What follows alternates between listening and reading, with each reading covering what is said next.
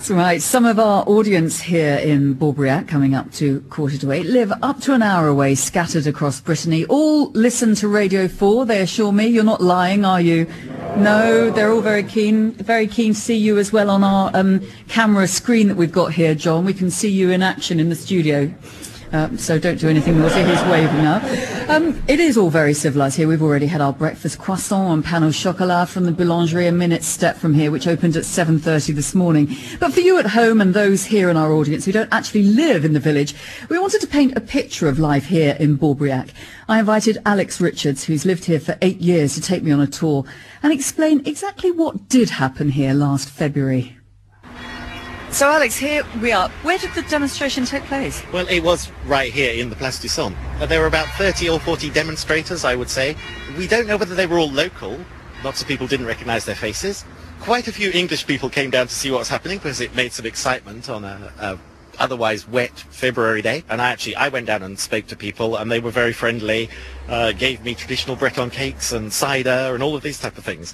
So it was a very quiet, peaceful demonstration, in fact. But there was a demonstration then, was it? And what were they unhappy about? Well, the main thing they were unhappy about was people buying second houses, holiday houses, and they said that that was putting the prices up.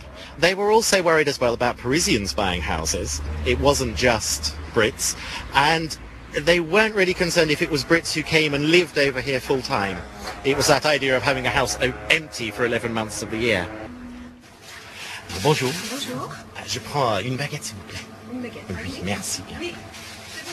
So do you always come to this particular boulangerie to buy your bread? Is it because of the prices? No, in fact, the baguette prices, anyway, the bread prices in France are all fixed, so you'll pay the same no matter which boulangerie you go into.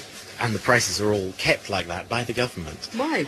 Well, I think part of the reason is to make sure that, for instance, the big supermarkets don't move in, and this way it can preserve village life. It means villagers can keep their boulangeries.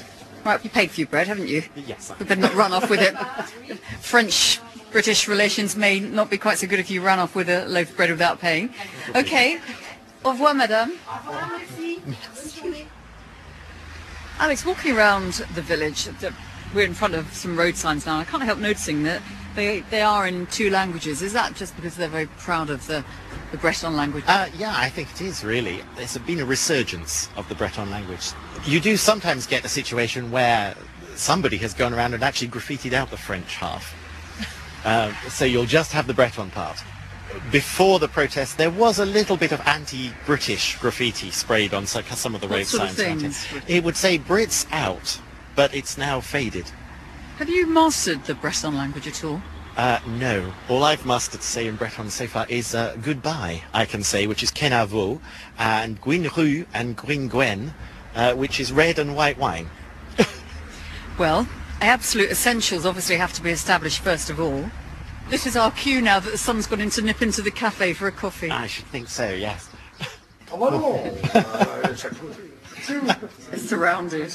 We are surrounded by local colour. Well, the conversation's flowing pretty nicely here in the bar, and we're enjoying our coffee. But are there ever moments where you miss home? There are times, yes. And there are some things you can't let go of completely. So I still like having a pot of Marmite in the cupboard. Otherwise, I can't say I really miss England a great deal. When it's raining, there are times when I think perhaps it'd be nice to live on the Mediterranean. But when it's sunny and warm, it's really, there's not many better places you can be, I wouldn't say.